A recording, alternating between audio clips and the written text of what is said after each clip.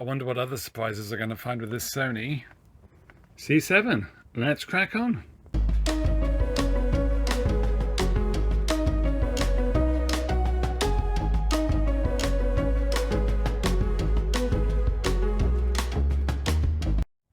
Hello and welcome to another MrBetaByte video, and this one's a little bit different insofar as we're looking at a Sony SL-C7UB, and yeah, this has seen life.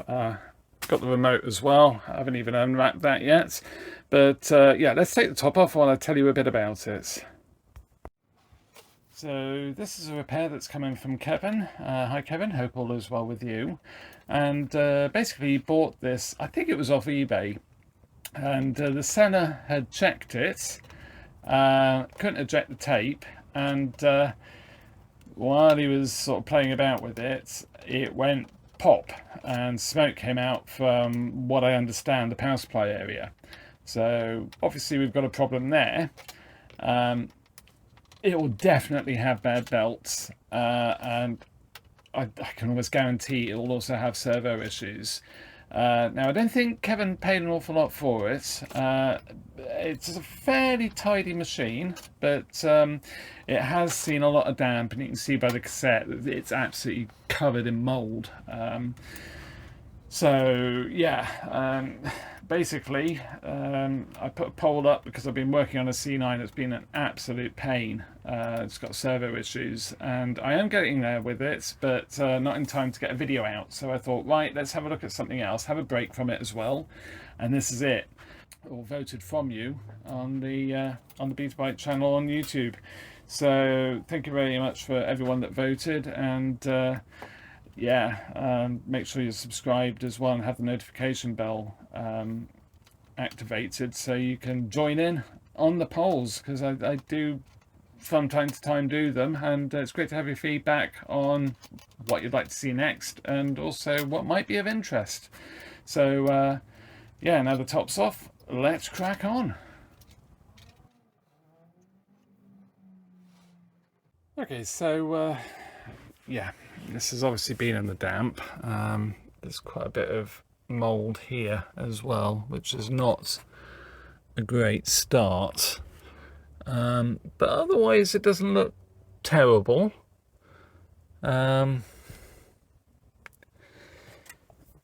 pathwise, I mean, pinch roller is terrible, but I do have new pinch rollers, so that's fine. And oh gosh, really want to get that mold circulating too far, but yeah, you can see there the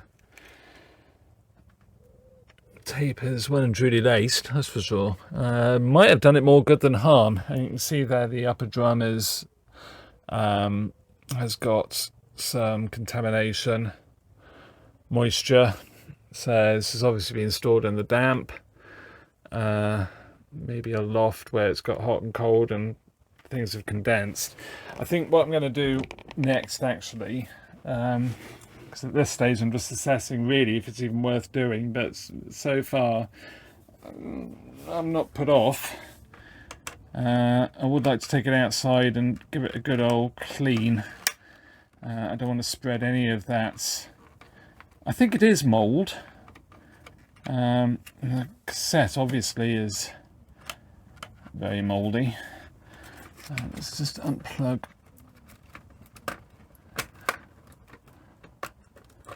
Yeah, so Kevin has said basically if it's going to be too much, just use it for parts.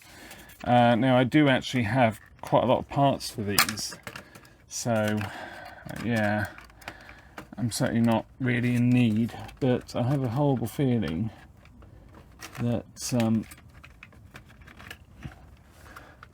this battery would have rotted everything. Oh, it actually doesn't look too bad. So let me just show you what I can just about make out. There might be hope. I mean, the buttons on the top will be, they would have had it. They always do. So I will need to replace those. That certainly won't be happening in this video because it takes a long time.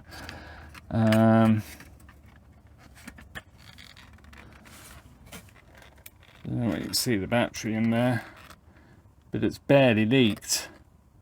I say it's barely leaked. I can see it has leaked at the top, and it's covered the legs of a transistor. But it doesn't look as if it's done too much damage. There could be damage underneath it, but I think we can get away with that from memory. But yeah, well, okay. That's good. So let's put that to one side, because we are going to have a look at this power supply. This is a little bit concerning. Where would that run from? So,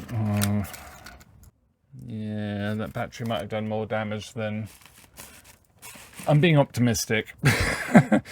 Okay, so I'm just going to take the cover off the fuses. And I did actually have somebody in the comments on, I think it was the C7 that was boxed, basically say that he's sort of acquired one and powered it up, and basically it's done the same thing. It was struggling to lace and unlace, well, lace I think it was, it wind up, and it then went pop and a plume of smoke, which sounds very much like this one. But yeah, I think maybe that fuse might have gone 2.5 amp. If it has gone, it's gone in a very soft way. You can see it's just overheated there, so maybe at the end it's gone. Can I get you in? Sort of.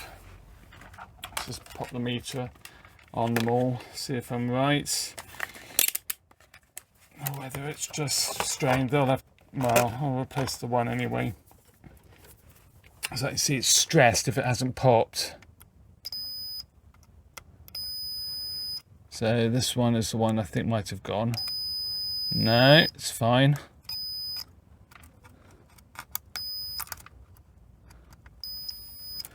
Okay, excellent.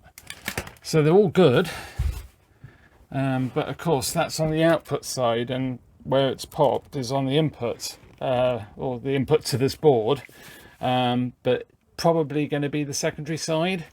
The primary side, obviously those 350 volt, 4.7, 47 microfarad, I forget which is which, because they're different on different models, and I always get muddled.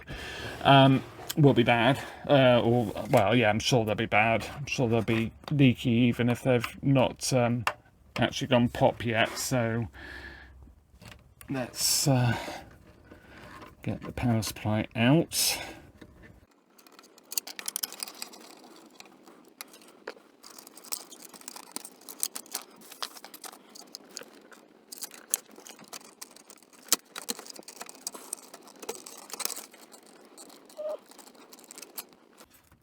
So I've got two unique connectors here. I'm just going to unplug these. So just for reference, red, white, and then we've got yellow, black on the rear one. And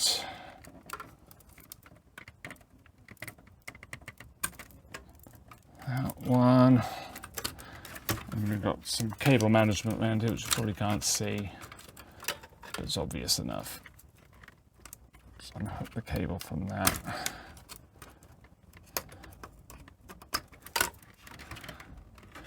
And then right at the back, got some grounding,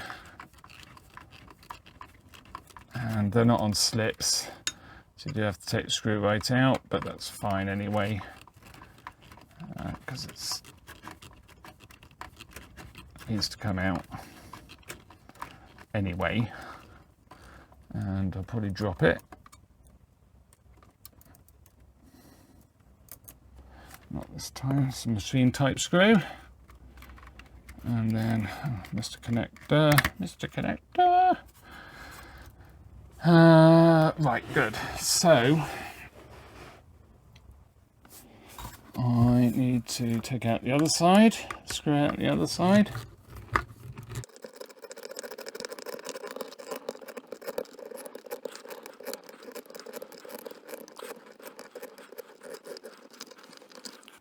That was worrying. That was incredibly hard to get out. That actually looks as if it's taken a bit of the aluminium with it. And then there's another screw down there. And I think that should let me take the top off. I've not actually taken the top off many of these, relatively. Although I do always change the capacitors. I think I just forget. I forget how they come apart. So let's undo the cable management. So purple, white, the front there. And that can go there. I've got the transformer.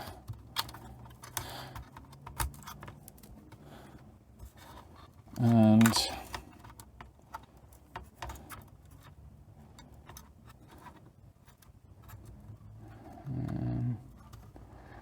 rather than get it out of the cable management, I'm just going to remove the cable management so you can unclip it. And last two connectors.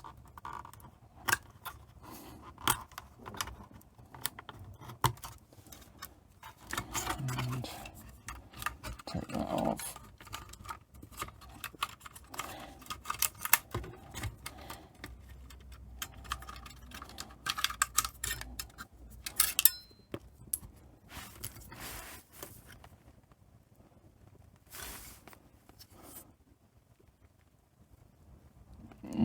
I can't see anything obvious yet.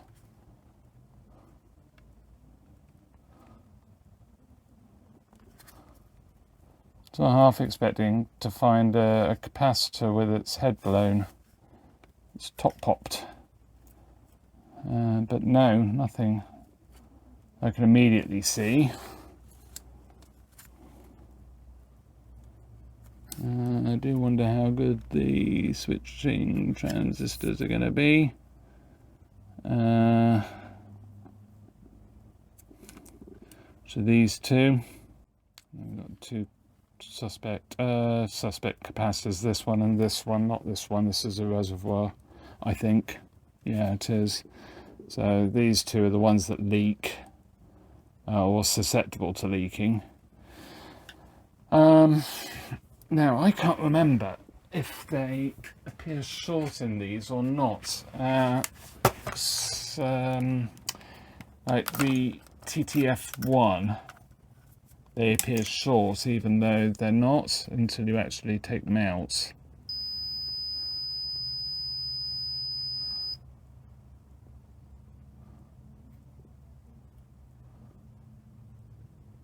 Okay. Yeah, so they appear short, but I don't think they are. I think it's just that I'm measuring across the transformer. So, yeah, what I think I need to do. So those two diodes there, they're grounded, or they're onto the heatsink. These two, yeah, so the insulated there. It's worth noting that this is not live, because that would be interesting. And then the two switching transistors, there's an isolator in there.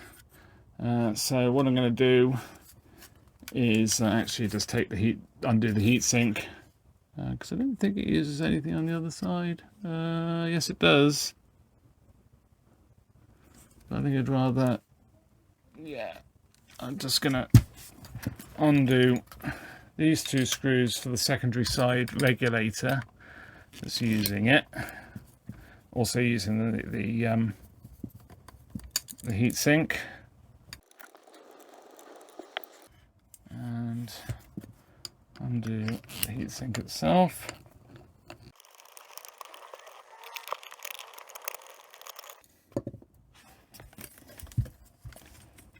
So that's everything loose. Let's remove the transformer. Yeah, so got the brown white there, which is hardwired to the panel, and then that connector there goes onto the edge of the board, orange white, and then I think that's an over winding or a winding for sensing, and that's just from the other board. Okay, so oh yeah, now we can see that they've well and truly leaked.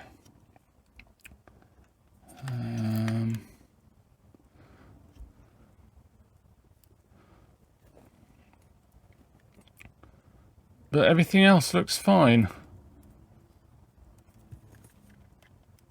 I have to say, well, I don't actually know if it worked after the puff of smoke. So that'd be quite interesting to actually see. You know, if something else has gone bad. That isn't in the power supply, but those are really quite. I was wondering if a leg would break off. Sometimes they get so rotten. Okay, so let's power on the iron and get those removed.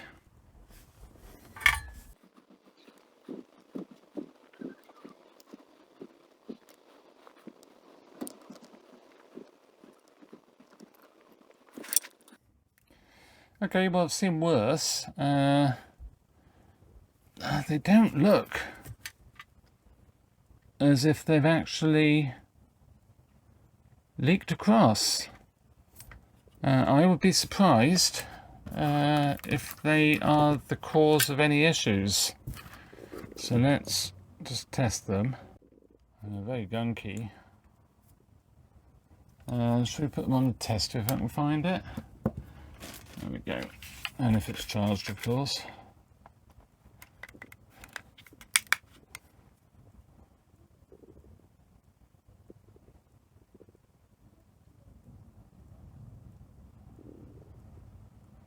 Yeah, it's really dropped in value. 10 microfarads. Well, I say it's dropped. No, it's gone up because they're 4.7. I always get muddled, as you know, either 47 or 4.7. These are 4.7, so it's reckoning it's 10. So yeah. Oh yeah, look. You can see where that's actually started to. You can't quite make that out. It's actually swelling on the top. Oh yes, gosh. I wonder if that did smoke then.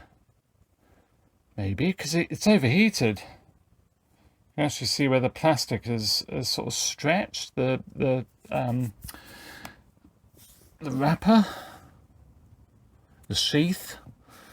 And this one's done the same. Wow. Okay. Yeah, I'm more used to seeing them just sort of shorted across the base. Because so much gunk has come out, it just becomes a resistor. So I reckon it's 16. So yeah, interesting. So they are, well, they well and truly had it. Thing is, have the chips, sorry, the transistors. So yeah, I think they're resistors across there, aren't they? I can't remember.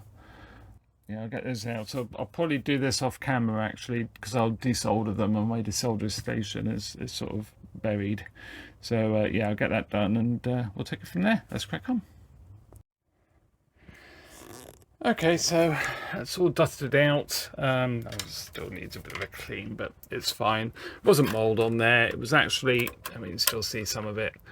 The sheath to the cables has sort of sweated and then gone to this white sort of crystally stuff.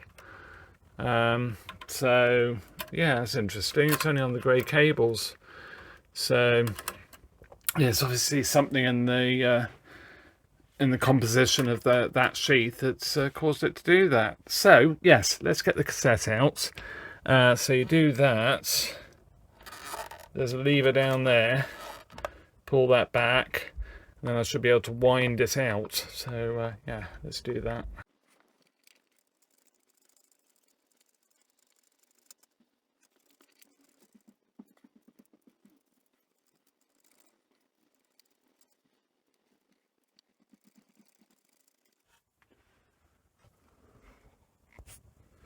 And then I should be able to pull this catch back.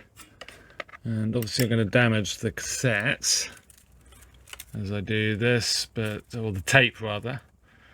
But I've sort of unlaced it in such a way that it's not trapped, because that's the other thing. Obviously there's going to be slack. So yeah, just tried to make sure I didn't catch it. I did leave my finger down on that on this when I didn't really need to. Of course it sort of got in the way, but yeah, so that's great. Yeah, so let's have a look at everything. So heads wise, luckily, because the cassette was in there and the tape was laced, the actual head drum looks really good, which is great, and most of the tape path seems okay, but obviously we've got quite a lot of contamination on there. Might end up that I change the drum. I'll see how well I can clean this. I mean, I think it will clean up absolutely fine, to be fair, but if need be I can change the drum. I've got a spare that isn't too bad.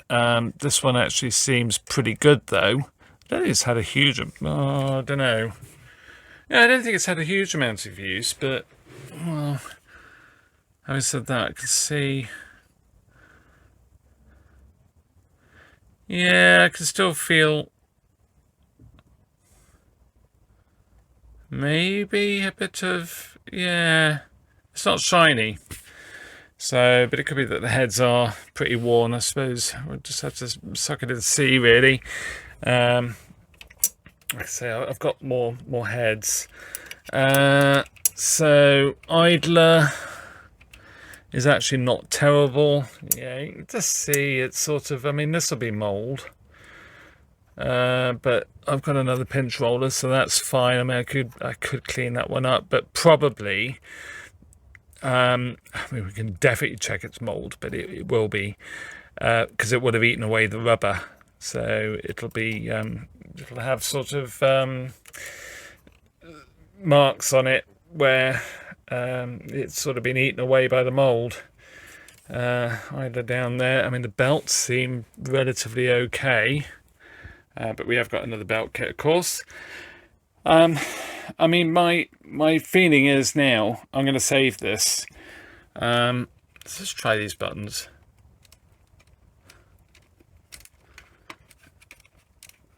Yeah, every single one has gone, so they'll all need doing. Using those long tact switches, or sort of long travel ones, or long distance ones. So yeah, that's really cool. So I'll tidy up the power supply with the solder sucker, and then we'll chuck in some new caps. I really need to have a look at these as well, because I have a nasty suspicion they might have popped. But yeah, so yeah, let's crack on. So this cassette, it has some sort of bloom on it, and it's well and truly mouldy. Now I have coincidentally bought a mould removal kit from eBay, and I went all out and bought the top option. So it's got all spools, spool types for different types of tape, Beta, VHS, V2000, Video 8. I think it's even got DV cam. I could be wrong, but yeah, we'll cover that. But I might actually try it with this cassette, just out of interest, and just see what's on it. I mean, obviously, once it's contaminated like this, that's it, game over. You get what's on the cassette off, and then you throw the cassette. I will say on the listing, it did sort of suggest that it revives them, it makes them 100% usable again. Well, once only, really, because you can't get all of this mold out, and you don't really want the mold. If you keep using it, you're going to start dragging it out of the shell, and well, we'll give it a go anyway and just see how it all looks after a good clean. Yeah, we'll do that, and that'll be in a future video. So let's crack on. Solder's all cleaned up. I've also desoldered the legs to the two transistors, and I've also cleaned up all the gunk off this side. Just a bit of isopropyl on a cotton wool bud or Q-tip if you like, and yeah, we should be all good to go. So 4.7, 350 volts, 4.7 microfarad, 350 volt caps. Dot is a negative, so I'll pop those in, and we'll get these transistors out. Let's crack on. Okay, so just looked at the manual, and the fuses, basically these are main side or primary side. Then we've got basically 12 volts in various forms. So the one that looked a bit stressed, the 2.5 amp one, that's actually a 12 volt rail. So I'll change that. It's fine, but I'll change it. I may well do the lot, to be honest, because they do, when the machine's powered and there's, with the constant inrush of power, they do sort of vibrate a little bit. They sort of move as they sort of warm up and then cool down as the electronics sort of is energized. So yeah, just change them. You know, it's no real biggie. These are probably going to be okay, but these ones with the DC across them, they'll get changed. So the two transistors, they're both actually fine. It's a 15 ohm resistor that's across them. So yeah, and what's odd is it's not in the manual, which is, I think that's thrown me before, because the manual I have does not have a 15 ohm resistor across them. So let's put the meter there.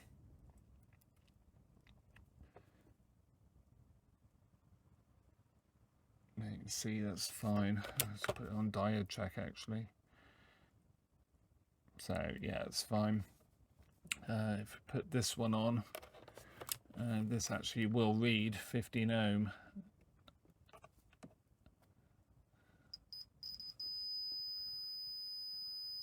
So I would assume from that this is fine. Usually when they go, they're dead short, so that's cool. So I'll put them back in. I have to do a little bit of magic with that, but I should be able to fold. I've left enough, how I cut it, I've left enough to, with a bit of jiggling, I should be able to get that round the leg enough to solder it and make it secure, so that's cool. So that's actually a real relief, because I did actually order some replacements, which will be fun to use at some point. So subscribe if you want to see modern replacement 2SD2335 transistors replaced, and see what happens to those. They were bought from a reputable source, so they should be okay. But you never know these days. Chinese counterfeits or below par or substitutions that are not up to the job. You know, all sorts goes on. But yeah, so I'm going to put these back in. And I've sort of cleaned this up. But like I say, I mean, it is a pretty tidy machine, to be fair. The other thing worth noting, there is actually an insulator there. Don't take this out, put the transistors back in, expect it to work, because it won't. But also when you remove the transistors, just be very careful, because these are quite fragile. So just make sure you don't tear it. If you do, it needs to be replaced. But if you don't, then great, it'll be fine. But yeah, new caps in, because these are a smaller diameter.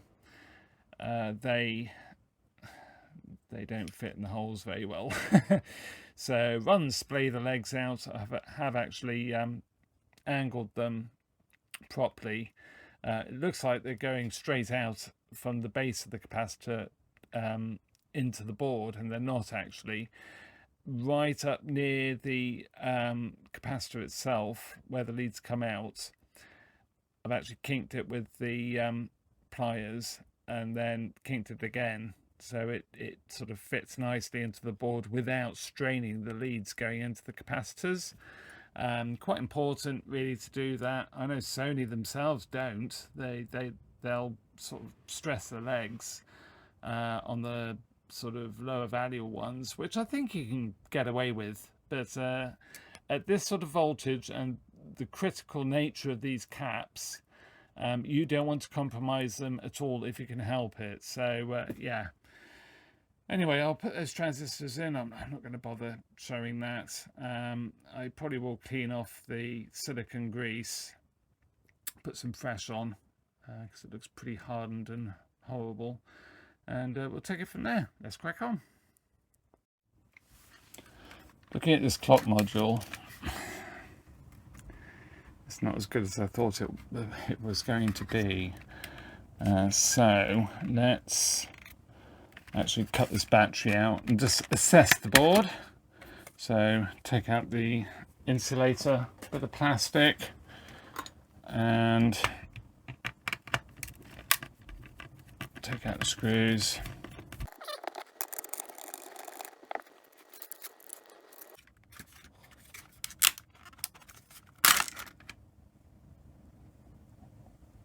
It's actually quite worrying, because I sort of took the screws out, it wouldn't come adrift, just wouldn't come away, and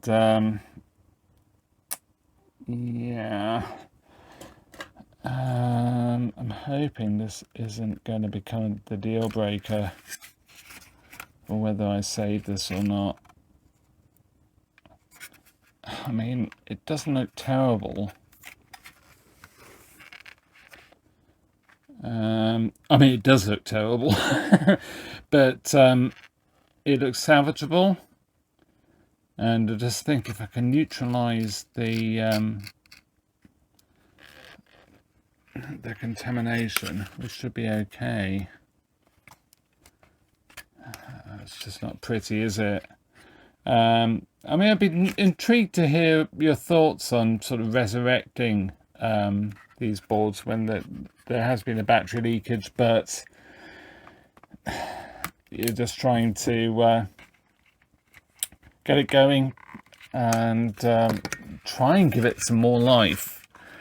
The best way to actually achieve that, so basically the chemicals don't keep on rotting the panel. Gosh, let's get a screwdriver just to pull this, attempt to pull the cable tie out.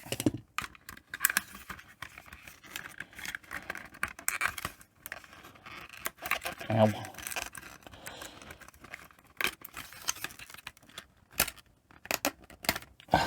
There we go. So yeah, but I should have been worried when I saw that transistor sort of with green legs.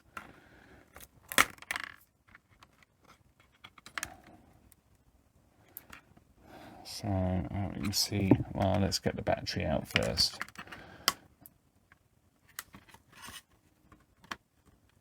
It's actually quite concerning, the amount of rot there is.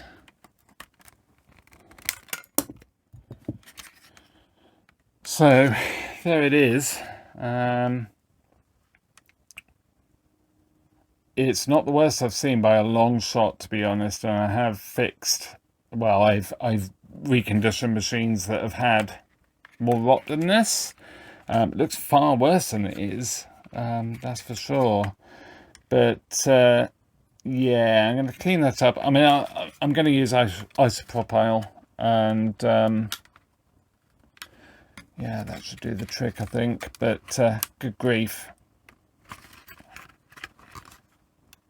it is really very rotten. Anything else, I wouldn't bother. But knowing what these are like, because they will rot the actual cables as well, and that can be fun. I know people do, you know, they put new ribbons on or just use wire or whatever. I mean, I have done that once, and I mean, the first time I attempted it, I gave up because it was just such a mess, because all the print was coming off, and soldering it is a real challenge, to be fair. But I think we might get away with it. Actually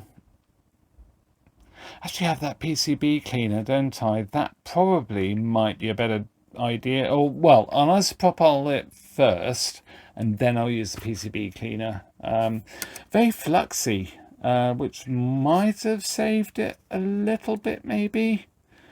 But yeah, that's really rotted it out, and it doesn't look too bad. The actual battery itself doesn't look terribly rotten. You almost wouldn't know it leaked that much, but it really has. One truly vented. So yeah, all good fun. And of course we'll do the buttons in the fullness of time if the machine works and we have lots of life and things go well, and I could really do with the machine going well. Let's crack on. Okay, so let's have a look at the belts to see how bad they are.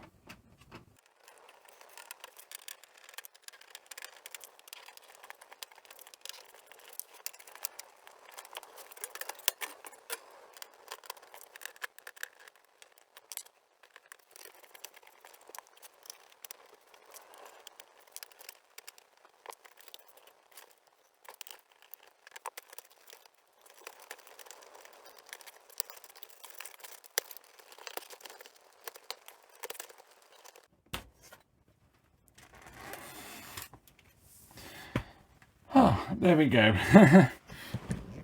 For some reason that was a little bit reluctant to sort of drop down, but that's probably a good sign, because it's well, it doesn't look like it's ever been opened, so that's cool. Bits of corrosion. I mean, obviously it has been in the damp. We've got I wonder how good the relay is going to be, because these can cause problems on the audio side of things. Servo issues as well, so it will need the servo caps done. But belts, I mean, well,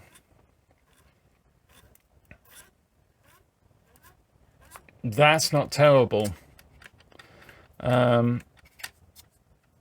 Yeah, I mean, they're all slack. Capstan motor is nice and free, because these do jam. It will jam rock solid, but from what Kevin was saying, it was actually trying to work before it popped, so that's cool. So yeah, need to do the belts and sort out the timer, do the power supply. I've already done the caps, but yeah, just put the transistors back in.